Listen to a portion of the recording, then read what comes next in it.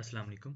आज जो पेपर हम डिस्कस करने लगे हैं वो हमारा ए लेवल कंप्यूटर साइंस पेपर 4 अक्टूबर नवंबर 2023 का पेपर 4-2 है। और इस पेपर के लिए आपको एक टेक्स्ट फाइल चाहिए होगी जिसका नाम stackdata.txt है। वो आपको मेरे अटैच्ड फोल्डर में मिल जाएगी और इस पेपर की PDF और इसकी आंसर स्कीम भी आपको मेरे अटैच फोल्डर में मिल जाएगी। तो इस पेपर को हम पाइथन में सॉल्व करेंगे। क्वेश्चन नंबर 1 को देखते हैं। क्वेश्चन नंबर 1 हमसे कहते हैं कि program stores lower case letters in 2 stacks. One stack stores vowels A, E, I, O, U and one stack stores consonants, the letters that are not vowels, यानी बाकी सारे alphabets B, D वगैरह. Each stack is implemented as a 1D array. Write program code to declare two 1D global arrays, stack vowel and stack consonant.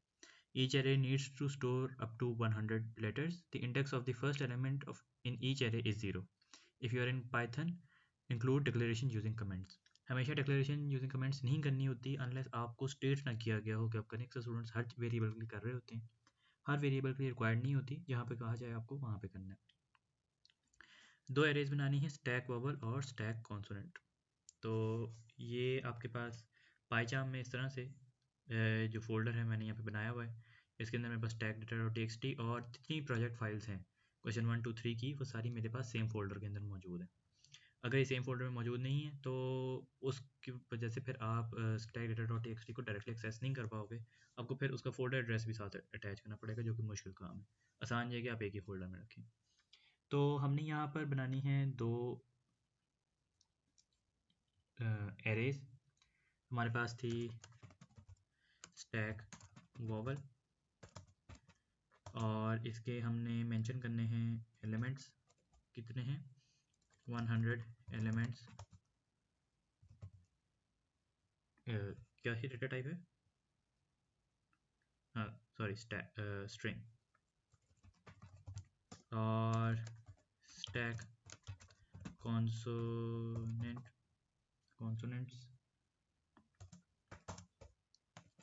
ये हमारे पास है, और ये भी अगेन 100 एलिमेंट्स स्ट्रिंग आ गए। इसके बाद इसकी अगर मार्किंग सी मैं दिखा दूं तो दिखाने वाली कोई चीज़ नहीं थी वैसे, खैर। उसके बाद जो है कि कहते हैं हमारे पास सेकंड पार्ट आ जाता है कि the global variable top vowel is a pointer that stores the index of the first free space in the stack vowel. First free space कौन सी थी? बेसिकली पहला एलिमेंट 0। तो अभी क्योंकि वही अवेलेबल है हमारे पास, तो टॉप वॉवल किधर इनिशियलाइज हुआ होगा? आपके 0 की वैल्यू के ऊपर।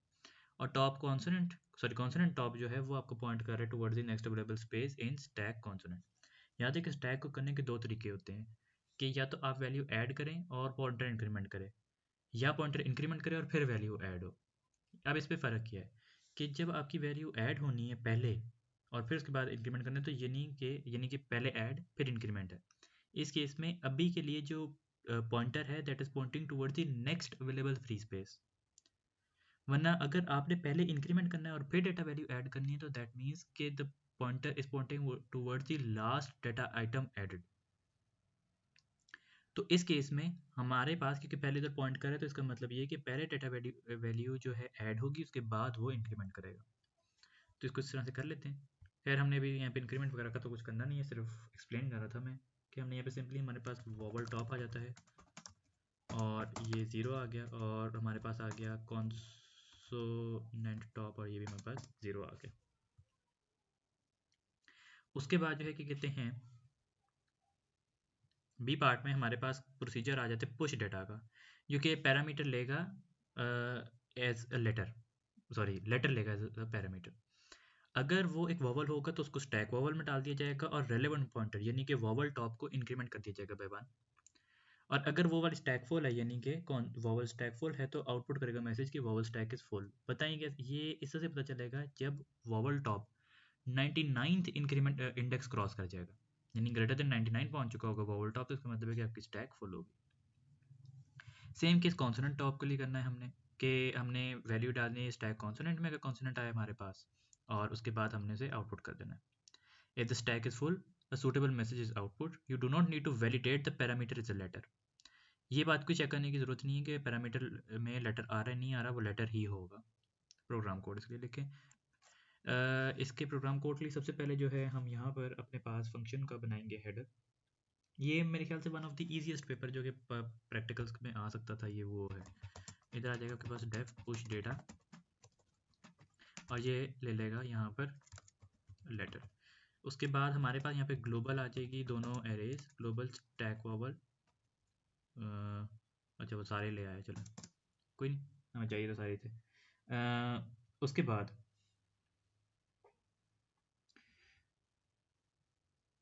हमने यहाँ पे क्या करना होगा कि इधर हम एक अपने पास एरे बना लेते हैं, इसका नाम है लेटर एरे रख लेता हूँ। और इसके अंदर मैं आपको सिंपल एक तरीका करके दिखाता हूँ कि इसमें हम वो सारे इसका नाम लेटर एरे की बजाय मैं वोवल एरे रख लेता तो बेहतर था। वोवल एरे में ए आ गया हमारे पास, ई आ गया और ये इसने खुद ही कंप्लीट कर दिया। मैं अब इसके बाद कॉन्सोनेंट एरे हमें बनाने की ज़रूरत कोई नहीं है, वो छोड़ें। उसके बाद जो है क्या कहते हैं, अब हमने देखना है कि क्या ये आपके वोवल है या कॉन्सोनेंट है। तो हम देखेंगे कि if letter in vowel array, ये एक शॉर्टर तरीका है लीनियर सर्च कोड लिखने का। हम वो इंडेक्स के साथ लिखते हैं for x in range this.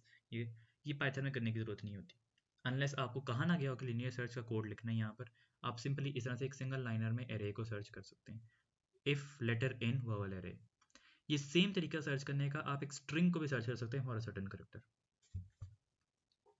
कि अगर लेटर वोवल एरे में मौजूद है तो हमने क्या करना है, हमने इसको सबसे पहले आपकी ये चेक करना है कि आपकी एरे फुल तो नहीं है। तो सिंपली हम यहाँ पे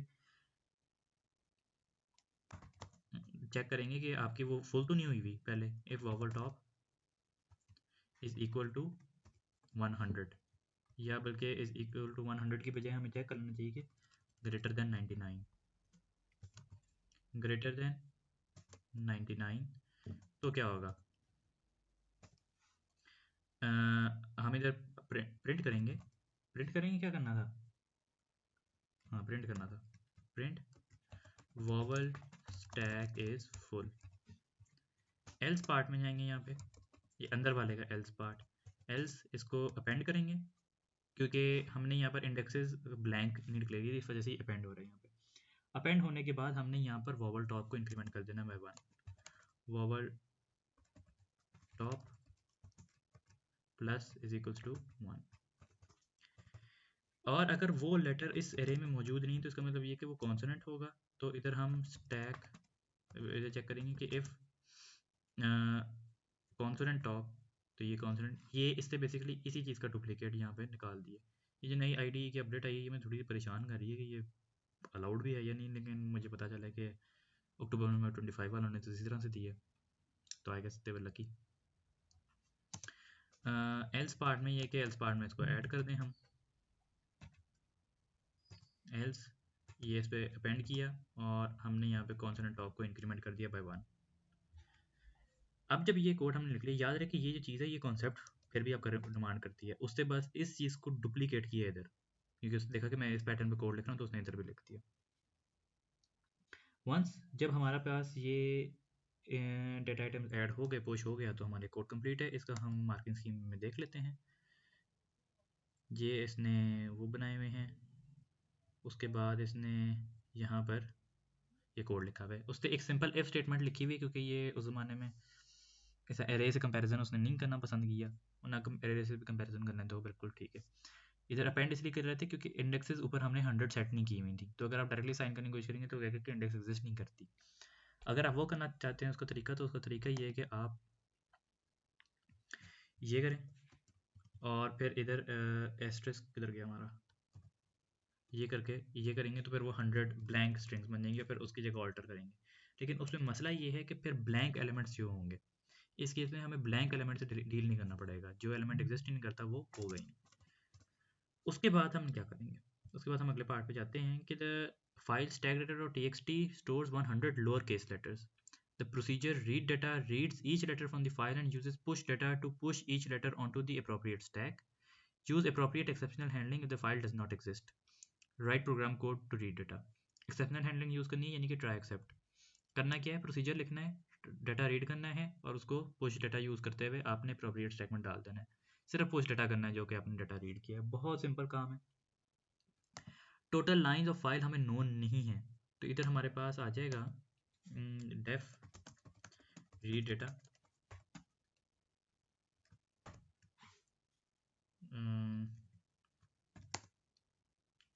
और उसके बाद ये हमारे पास ये आ गए ग्लोबल दोनों। इस ग्लोबल वैसे लाने की ज़रूरत कोई नहीं थी, ऐसे कर लेना है।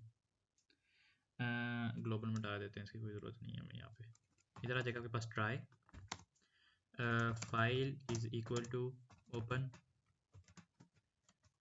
इधर लिखेंगे स्टैक, तो ये खुद ही आ जाएगी इस तरह से, और इसको खोलेंगे हम रीड मोड में। ये रीड मोड में खुल गई। रीड मोड में खोलने के बाद इधर हम करेंगे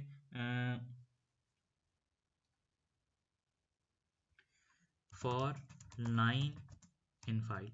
ये जो फॉर लाइन इन फाइल मैंने कोड लिखा है, इसका मतलब ये होता है कि एंड ऑफ फाइल बेसिकली एक सॉर्ट ऑफ, वो हम वैसे while not end of file करते थे, लेकिन ये एक sort of end of file का कोड होता है कि जब तक आपके फाइल का एंड नहीं आ जाता ये डाटा रीड करता चला जाता है, which is again the same thing जो कि मैं अभी सूडो कोड में बता रहा था कि एंड ऑफ फाइल हम करते थे। सिंपली क्या करना है हमने, इसको फाइल में इसको ऐड करने के लिए हम करेंगे यहाँ पे पुश डाटा लाइन। लाइन को पुश करने के बाद इस पर एक छोटी सी चीज़ मैंने यहाँ पे करनी है कि डॉट स्ट्रिप डालेंगे।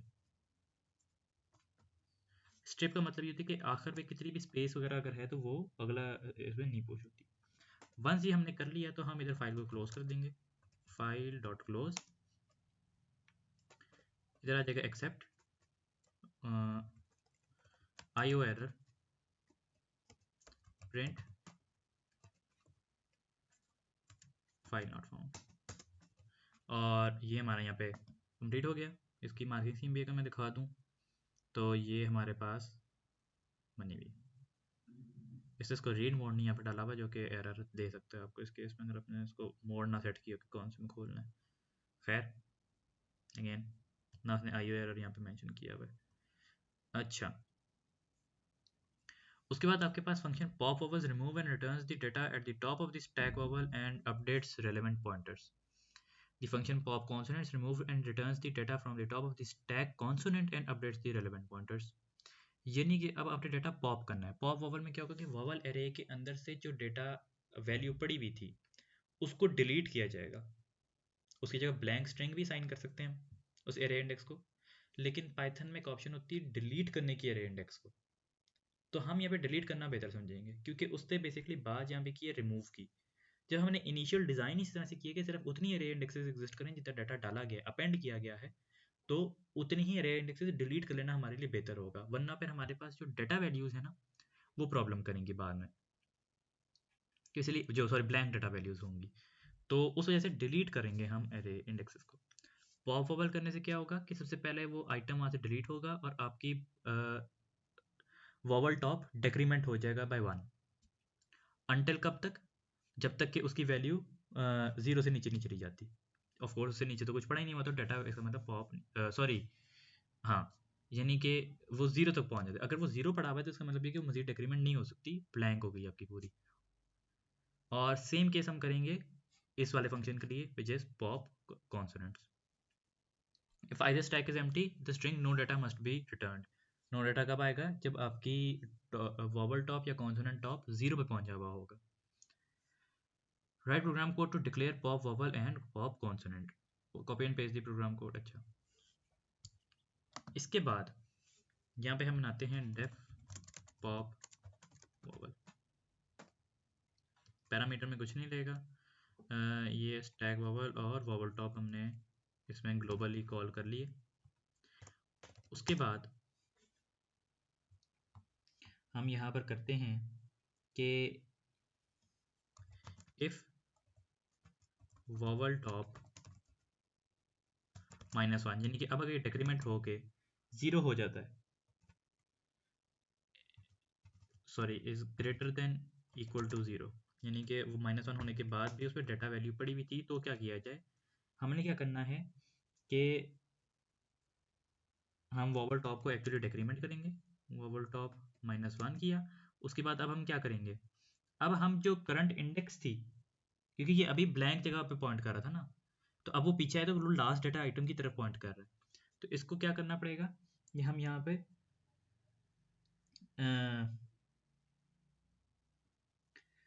सबसे पहले तो इसकी जो डाटा आइटम है उसको स्टोर करेंगे ना, डेटा, इसको साइन कर देते हैं हम स्टैक वॉवल डॉट पॉप, नहीं स्टैक वॉवल, और इसकी यहाँ पर vowel top as an index. उसके बाद हम यहाँ पे क्या करेंगे, उसके बाद हम यहाँ पे यूज़ करेंगे डेल स्टैक वॉवल -1। अब इससे क्या होगा कि एक डाटा वैल्यू पूरी की पूरी डिलीट हो जाएगी। डिलीट होने के बाद हमने यहाँ पे क्या करना है, रिटर्न कर देना डेटा रिटर्न कर दिया। एज रिटर्न करेंगे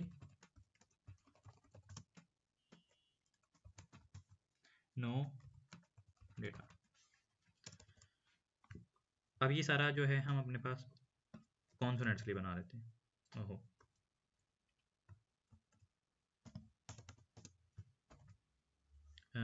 पॉप कॉन्सोनेंट, इधर आपके पास स्टैक कॉन्सोनेंट आ गई, और इधर आपके पास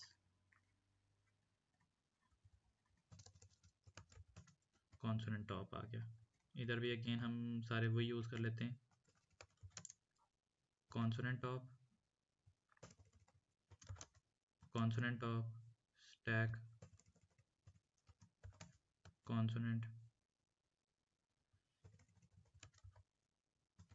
कॉन्सोनेंट और यहाँ पे भी ओहो,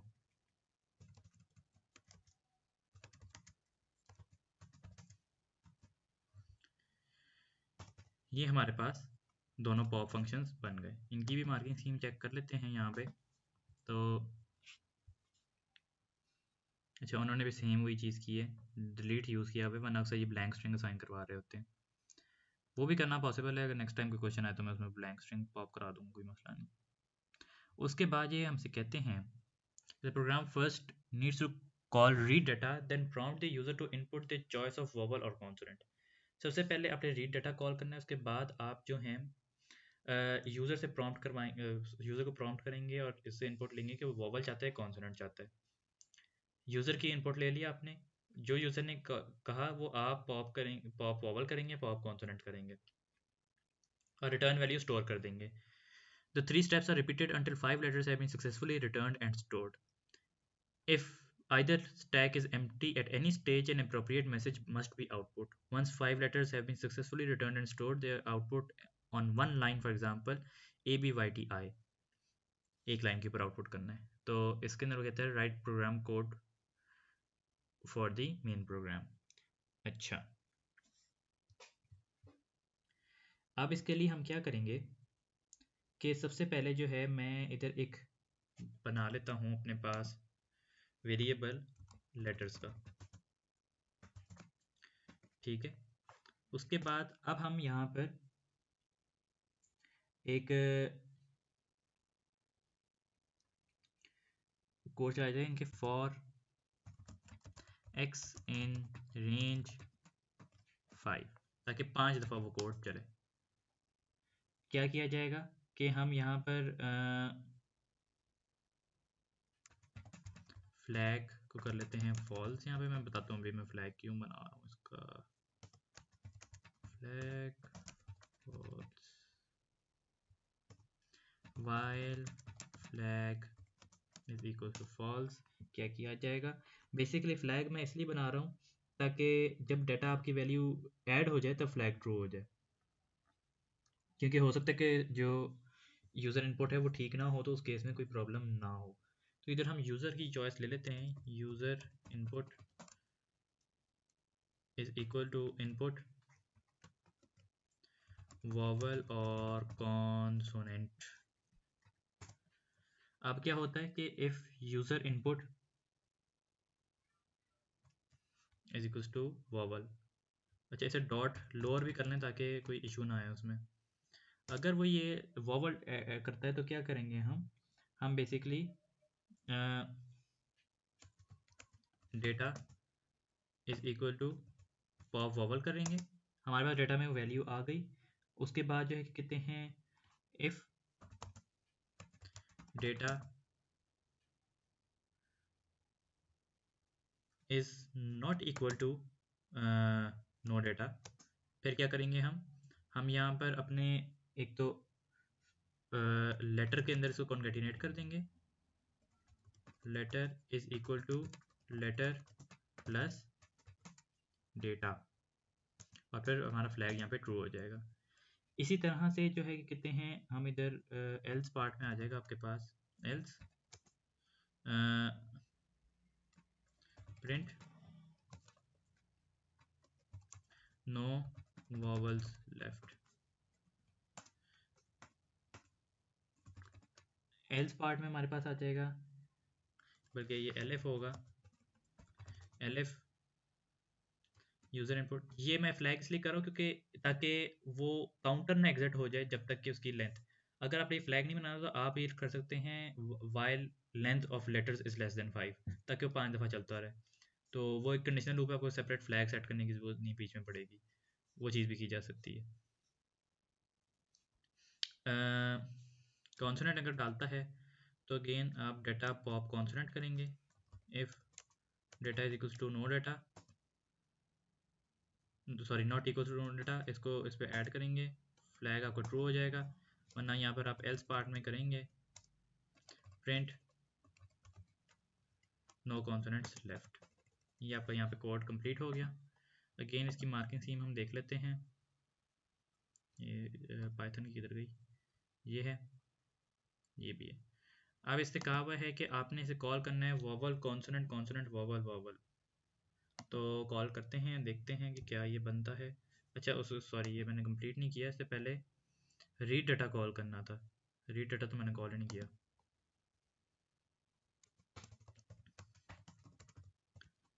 रीड डाटा कॉल होगा यहाँ पे, उसके बाद हम यहाँ पर यूज़र से, नहीं ये इधर नहीं होगा, ये ऊपर कॉल होगा, यहाँ पे कॉल होगा ये रीड डाटा। अब ठीक है, इसके अंदर एक लाइन छोड़ देते हैं ताकि समझने में आसानी हो। सॉरी इधर ये क्वेश्चन नंबर 1 एग्जीक्यूट होगा, वॉवल और कॉन्सोनेंट। अच्छा वॉवल, जी टाइप हो गया।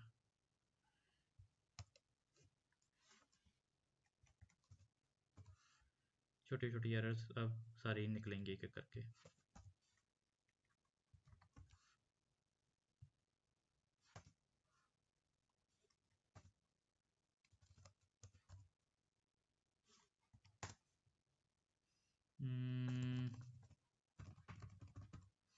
अब ठीक लग रहा है। Vowel consonant consonant vowel vowel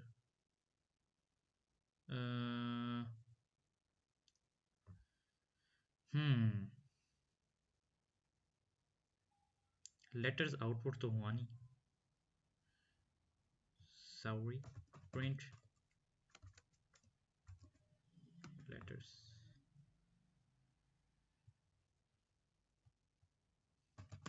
vowel consonant consonant vowel vowel यूट्स जोए। अच्छा जी, इसका आउटपुट भी अगर हम देख लें तो यही है, इसका मतलब ये कि हमारे क्वेश्चन ठीक हो गए।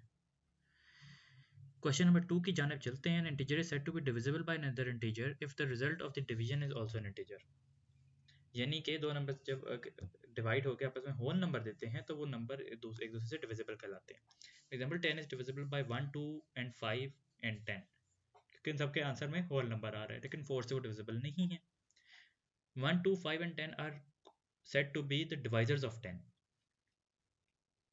The iterative function iterative calculate totals all the divisors of its integer parameter and returns a total. ये divisors calculate करता है और उन सबका एक सम जो है वापस करता है। पैरामीटर्स में आपको 10 दिया गया है तो 18 टोटल रिटर्न होगा, यानी कि 1 + 2 + 5 + 10। इसी तरह 4 के केस में भी उसने 7 1 2 4 का सम जो है रिटर्न किया। The procedure pseudocode algorithm iterative calculate is shown। The function ये उससे दिया हुआ है कुछ जो भी काम हो रहा है, और उसके बाद the operator modulus calculates the remainder when one number is divided by another. Mod function, जैसे कि आप परसेंटेज के साइन से रिप्रेजेंट करते हैं पाइथन में, या और pseudocode में उसे मॉड कहते थे, जिसको उसने यहाँ पे मॉड्यूलस पता नहीं क्यों लिखा है। Write program code for iterative calculate. अच्छा, ठीक हो गया। तो इसको यहाँ पे साइड पे ले आते हैं, जो जीसी विंडो से खोल लेते हैं। ये इधर क्यों नहीं टिक रहा, और इसको लिखना शुरू कर देते हैं। अच्छा, सॉरी, मैं फंक्शन लिखना शुरू किया हूँ। डेफ आइटरेटिव कैलकुलेट, पैरामीटर में ये ले रहा है नंबर, और रिटर्न वैल्यू इसमें हम नहीं डिफाइन करते हैं पाइथन में, वो एंड पे होती हो जाती है। टू फाइंड हमारे पास है, ये नंबर है, और टोटल जो है हमारे पास वो 0 है। इसके बाद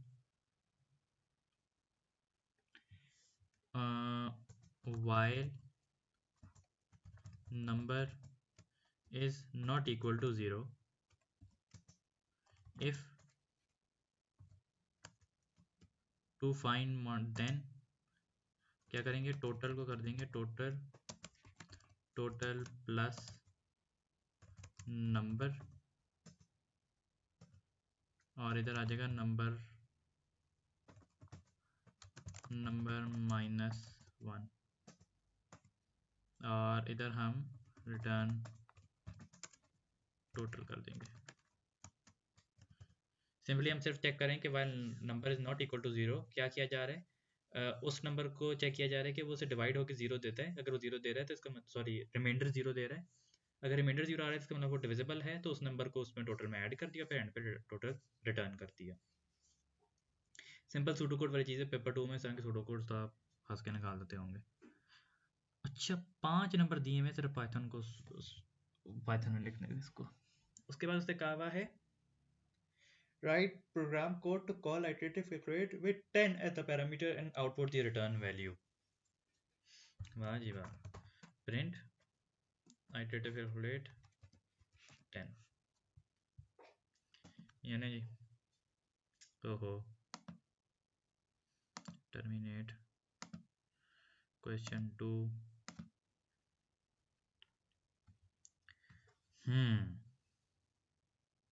भाई ये 55 क्यों आ रहा है, क्या ये सही फाइल नहीं? अच्छा, ये वाली फाइल है। अच्छा, ये क्यों मसला कर रहा है भाई? हाँ भाई, कैसे एग्जीक्यूट होते हैं, रन। 55 तो आंसर नहीं था, क्या आंसर था? कोड तो हमने, ओ मैं 2 से क्यों चेक कर रहा हूँ, नंबर है ये, सॉरी, हम इवन और थोड़ी चेक कर रहे थे। अब ये ठीक आ जाना चाहिए जी, अब ठीक है। उसके बाद ये यहाँ पे कहता है कि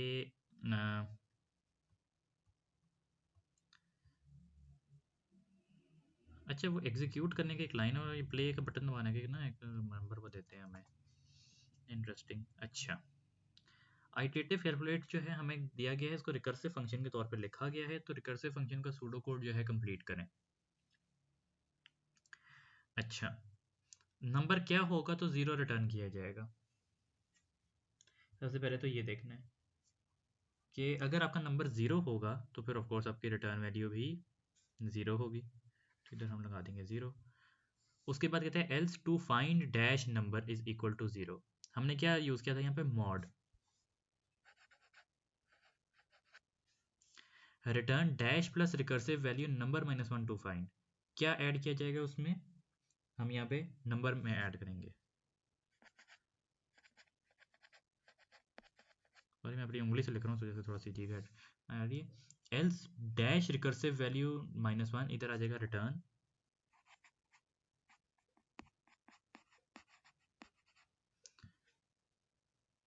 और यहाँ पर आ जाएगा आपके पास अगेन इसी चीज़ को फॉलो करेंगे टू फाइंड। अब हम इसका कोड लिख सकते हैं। अच्छा, ये आसानी हो जाती है जब वो इस तरह से प्रिंट एंड ब्लैंक्स दे देते हैं हमें। डेफ ये हमेशा आते नहीं है by the way. Recursive calculate number, initialize कर दिया गया दोनों वैल्यूज़ को। ये मेरे ख्याल से नहीं करना था, दोनों वैल्यूज पैरामीटर में आ रही हैं। नंबर और टू फाइंड दोनों पैरामीटर में आ रहे हैं।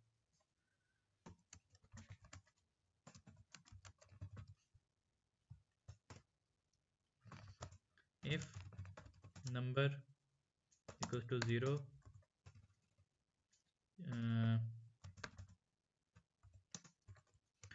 return 0, else if to find mod number is equal to 0, return क्या किया जाएगा? Number plus recursive value, recursive calculate नहीं है, रिकर्सिव वैल्यू है, प्लस रिकर्सिव ये गलत लिखा गया,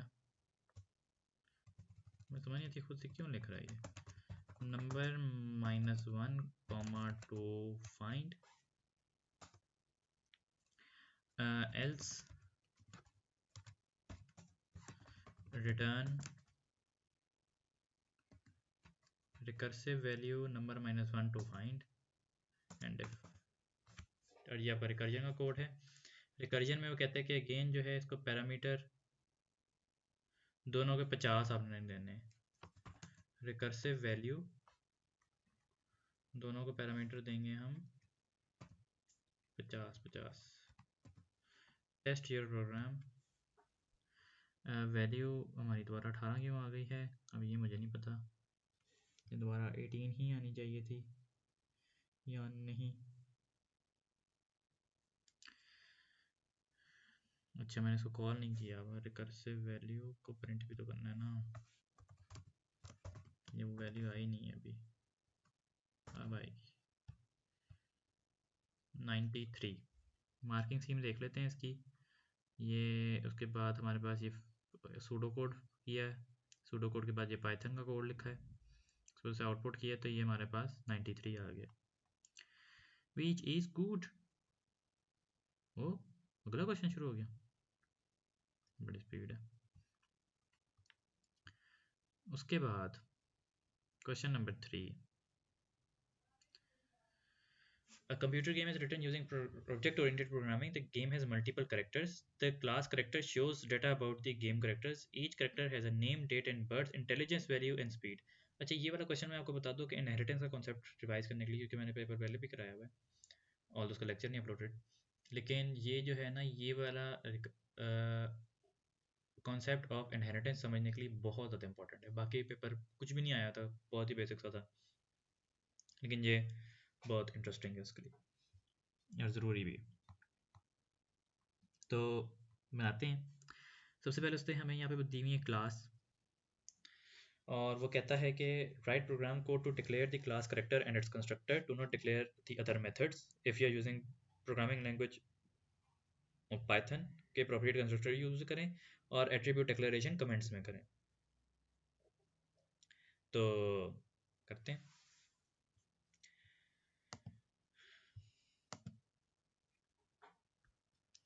क्लास, अभी ये इसके से इंटरप्ट कर रहा है, ये class character def space double underscore init double underscore self comma क्या एट्रीब्यूट्स है हमारे पास, character name, birth, intelligence, speed. Character name, date of birth, intelligence, speed.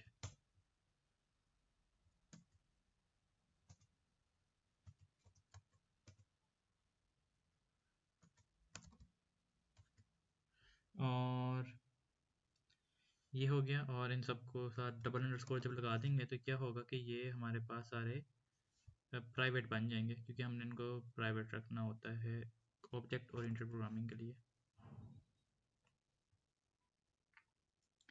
तो इधर भी आ गया आपके पास। एक सवाल था पहले, मुझे भी याद नहीं आ रहा वो कौन से, उसके अंदर जो है ना उन्होंने प्राइवेट नहीं करवाए हुए थे। आई वॉज बिट सरप्राइज देखिए, शायद मार्किंग स्कीम एरर थी, शायद वाकई नहीं करनी थी। String date real integer, string date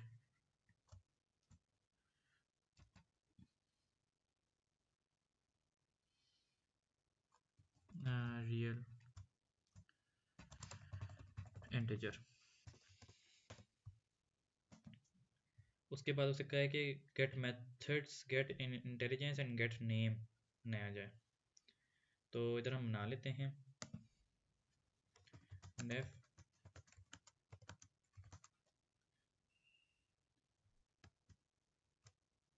gate character name. क्या नाम था, गेट नेम है, गेट करेक्टर नेम है,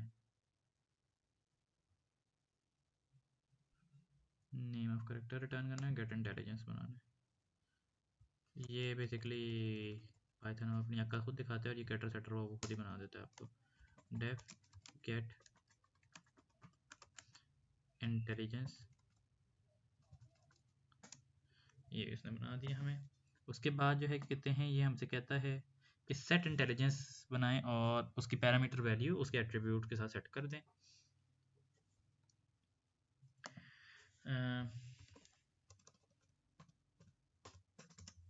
def set intelligence self comma value, और इधर हम इसको साइन कर देंगे ये।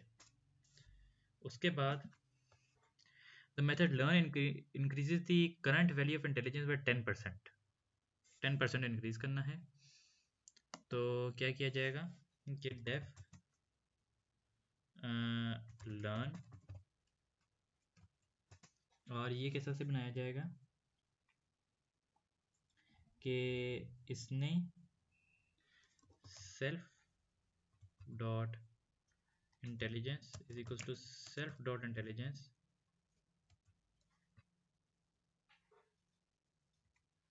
गेट इंटेलिजेंस की यहाँ ज़रूरत नहीं है, इंटेलिजेंस, और ये इसको मल्टीप्लाई करेगा बाय 10%। उसका इंक्रीज करना है ना,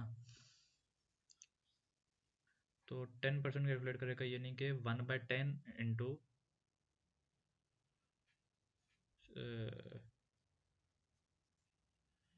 प्लस 0.1 टाइम्स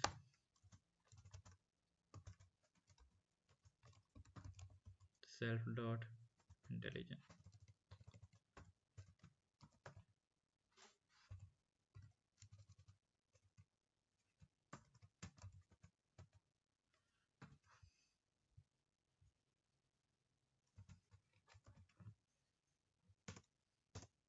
ये हमारे पास लर्न बन गया। इसकी मार्किंग स्कीम देख लेते हैं। तो ये हमारे पास क्लास डिक्लेरेशन की है, थोड़ी अजीब तरह से की हुई है। उसके बाद ये हमारे पास गेट है, ये सेट है, ये हमारे पास लर्न है। अच्छा, उसे डायरेक्ट 1.1, थोड़ा सा बेवकूफ़ हूँ वरना बिल्कुल तो उसने ठीक किया हुआ है। उसके बाद इससे कहा हुआ है कि the method return age calculates and return the age of the character in years after age an integer. Assume the current year is 2023 and only use the year from the date of birth from the calculation. For example, the method returns 18 if the character was born on any date in 2005, यानी कि as जो है वो सिर्फ उसके year से calculate होनी है और वो उसके हिसाब से माइनस करके निकालेगा। तो देखते हैं, इसके लिए हम लिखेंगे डेफ रिटर्न एज, रिटर्न क्या करेंगे 2023 minus self dot date of birth. उसके बाद उसने कहा है राइट प्रोग्राम को to create the new instance character with identifier first character royal, जो कि पता नहीं क्या है करेक्टर है।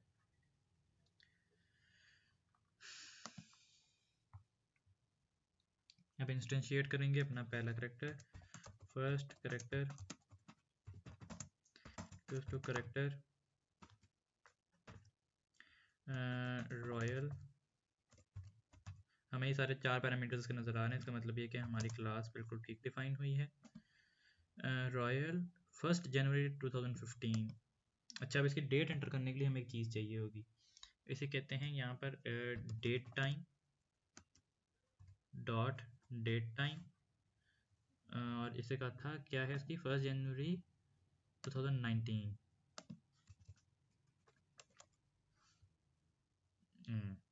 ये डेट टाइम और ये हमारे पास जनवरी और ये सन से, ये बेसिकली ईयर मंथ डेट होता है, उल्टा होता है ये मेरे ख्याल से। इसको चेक भी कर सकते हैं, पता नहीं शो कर रहा अभी, वो कभी मर्जी होती थी कर देता है। उसके बाद यहाँ पर हमारे पास आना था इंटेलिजेंस 70 स्पीड 30 70,30, ये हमारे चारों पैरामीटर्स आ गए। उसके बाद उसने कहा हुआ है कि राइट प्रोग्राम को to call the method learn for the characters created in part 3b1 output the name age and intelligence of the character in the appropriate message. अच्छा,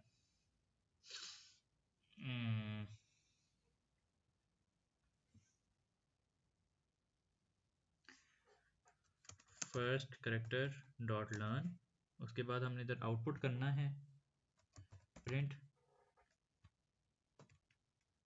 first character dot get name comma is comma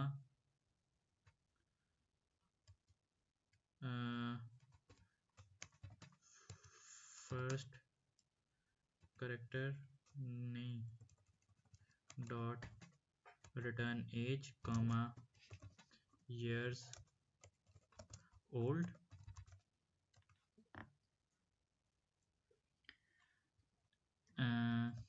and has a speed of comma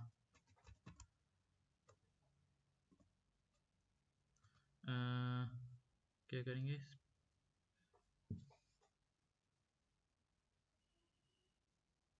output क्या करना था, अच्छा speed तो करनी नहीं, intelligence has an intelligence of first character get intelligence. इसको output करके देखते हैं। Did you forget to import date time, yes, कितना समझदार है, import date time today print today dot here, thank you self dot intelligence ji.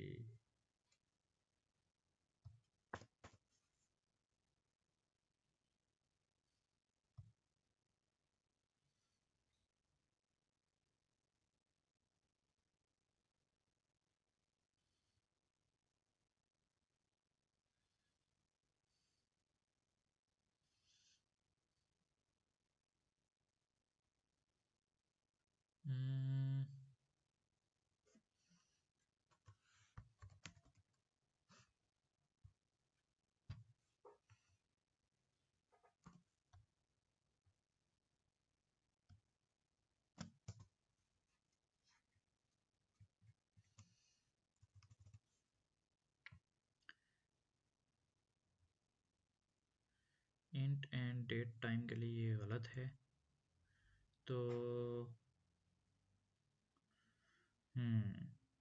Self dot date of birth को हमें change करना पड़ेगा डॉट ईयर।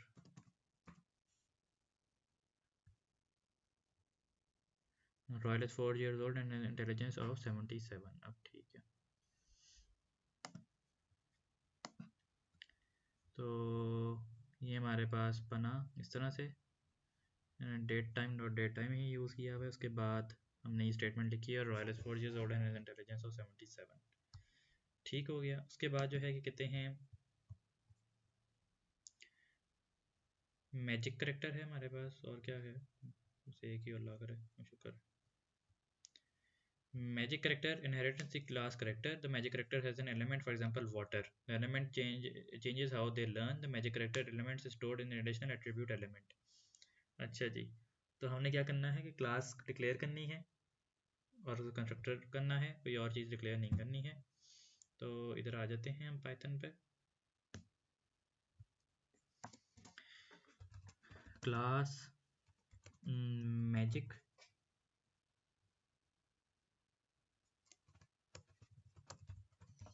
कैरेक्टर, और ये class character को इनहेरिट कर रहा है। उसके बाद इधर हम सबसे पहले क्या करते हैं कि हम इसका ये जो हेडर था इसको यहाँ पे ले आते हैं और इसमें एलिमेंट भी ऐड कर देते हैं। आप देख सकते हैं कि जैसे ही मैंने ये किया तो इसने, उसके बाद फिर आप यहाँ पर ये यूज़ करते हैं, करेक्टर को यहाँ से मिटा देते हैं और यहाँ पे आप यूज़ करते हैं सुपर। इससे क्या होता है कि ये जो भी सुपर क्लास होती है उसके साथ जाके लिंक कर जाता है, फिर उसका यहाँ पे हमारे पास वो आ गया। उसके बाद हम यहाँ पर एलिमेंट डिक्लेयर कर लेंगे। एलिमेंट जो है वो हमारे पास ऑफ टाइप स्ट्रिंग है और ये हमारा बन गया। अब उम्मीद करते हैं कि हमारी क्लास इनहेरिट हो जाएगी। क्लास इनहेरिट होने के बाद लर्न बनाना है। इंटेलिजेंस किस तरह से इंक्रीज़ करेगा ये, कि अगर फायर या वाटर है तो आपकी इंटेलिजेंस इंक्रीज़ करेगी बाय 20, अगर वो अर्थ है तो इंटेलिजेंस इंक्रीज़ करेगी बाय 30, और अगर वो फायर नहीं है, पानी भी नहीं है, अर्थ भी नहीं है, तो फिर बाय 10 इंक्रीज़ करेगी। और ये पेरेंट क्लास के मेथड को ओवरराइड करेगा। अब देखते हैं, ये देखें मैं जैसे ही लिखूंगा ये डेफ लर्न, तो इसने उसको इनहेरिट कर लिया। उसके बाद हम इधर लिखेंगे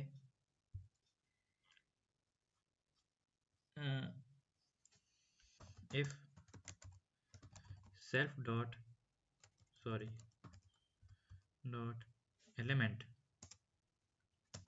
इज इक्वल टू फायर और वाटर, तो ये क्या करेगा, तो ये अपने सुपर के फंक्शन को दोबारा यूज करते हैं, सुपर डॉट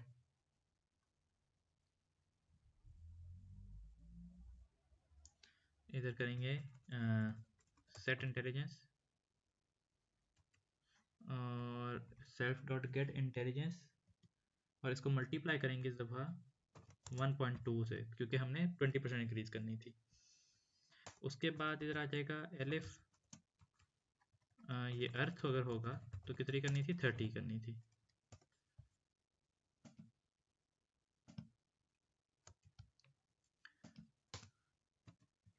वरना एल्स पार्ट में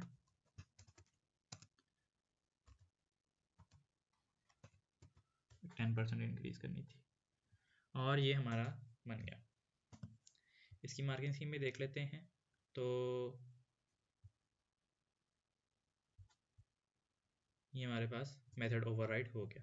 आप देख सकते हैं कि जैसे ही मैं इनहेरिटेंस करता हूँ तो ये आइकन यहाँ पे अपीयर हो जाता है, overrides method in character is overridden in magic character. इसका मतलब ये कि हमारी इनहेरिटेंस बिल्कुल ठीक हुई है। आप ये भी देख सकते हैं, इसलिए यहाँ पे भी मेंशन किया हुआ है कि ये सारी क्लास जो है इनहेरिट की गई है। ये करने के बाद अब हमने क्या करना है,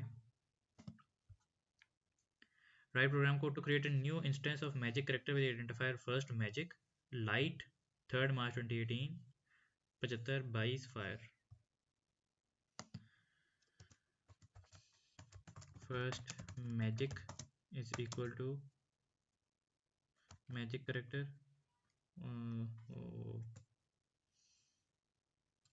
क्या नाम था भाई का लाइट 3 मार्च 2018 75 22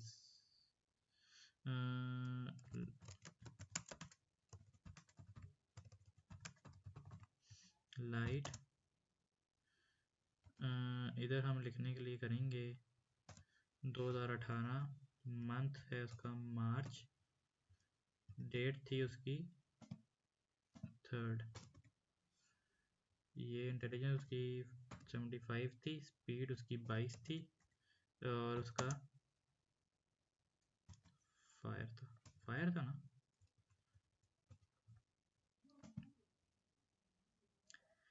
अच्छा जी उसके बाद तो कहते हैं कि write program code to call the method learn from अच्छा ये लर्न कॉल हो गया उसके बाद इसका ये अप्रोप्रिएट मैसेज कॉल करना है ये कॉल हो गया उसके बाद अप्रोप्रिएट मैसेज के लिए इधर हम इसको कॉपी करते हैं कंट्रोल सी इधर हमारे पास आ जाएगा मैजिक करेक्टर सॉरी इसका नाम फर्स्ट मैजिक है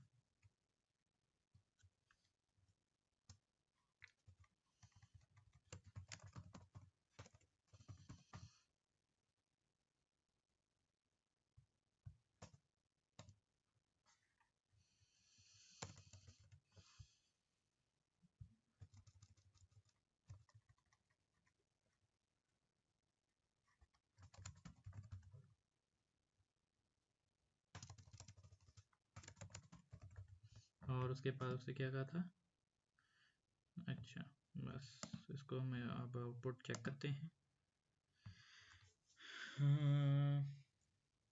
5 positional arguments but 6 were given 1 2 3 4 छठा केड़ा मैं देते लाइन 31 में आ रहा है जी के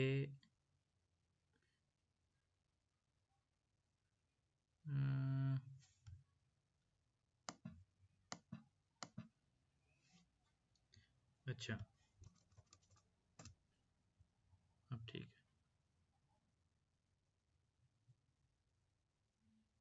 है अब इधर कोई सेट इंटेलिजेंस यस यस क्या स्पेलिंग है इसके एग्जैक्टली सेट कैपिटल एस से उन्होंने सारी जगह स्मॉल कर दिया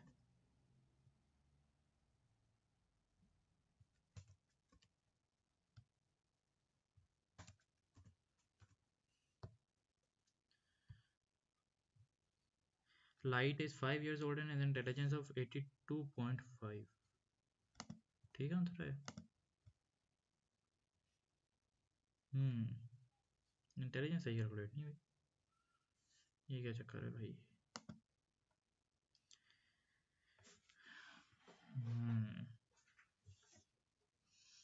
इसका मतलब ये है कि इसकी इनिशियल इंटेलिजेंस या तुमने गलत लगाई है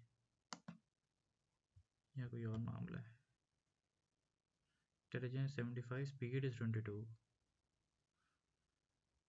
20 30 10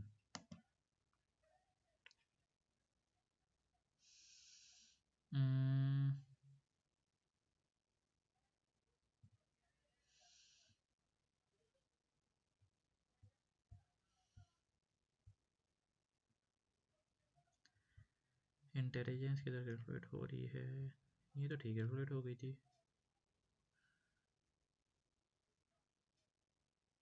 लेकिन इसकी वजह से तो नहीं एरर हो रही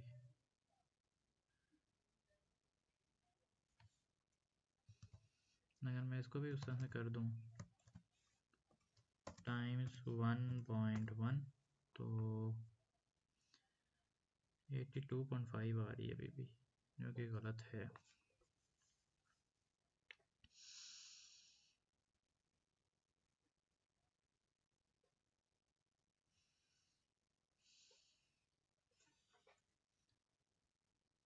बाकी सारे कोड को मार्किंग स्कीम के अकॉर्डिंग पहले चेक कर लेते हैं कि क्या मामला है यहाँ तक तो हमने देख लिया था।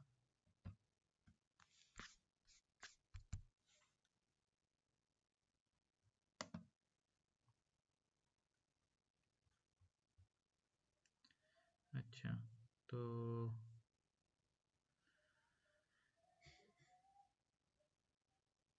ये सारा कुछ तो ठीक है।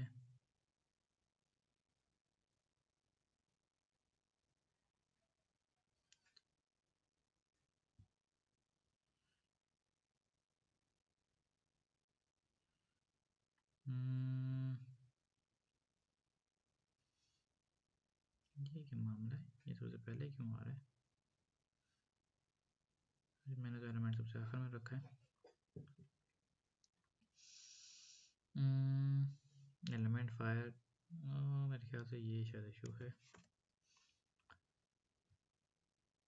हाँ, वो कैपिटल स्मॉल का इशू था, केस स्ट्रक्चर इशू था। जाने खैर, हमारा यहाँ पे पेपर कंप्लीट होता है। अगर आपका इस पेपर से मुतल्लिक कोई भी क्वेश्चन है तो आप मुझे कमेंट करके पूछ सकते हैं। कोई भी ओपिनियन हो वीडियो के बारे में, कोई टॉपिक जो आप चाहते हो कि मैं डिस्कस करूँ, या कोई और पास पेपर जो आप चाहते हों कि मैं अगला सॉल्व करूं, आप मुझे कमेंट करके ज़रूर बता सकते हैं। अपनी राय से मुझे आगाह करते रहिएगा। Take care, best of luck, अल्लाह हाफिज़।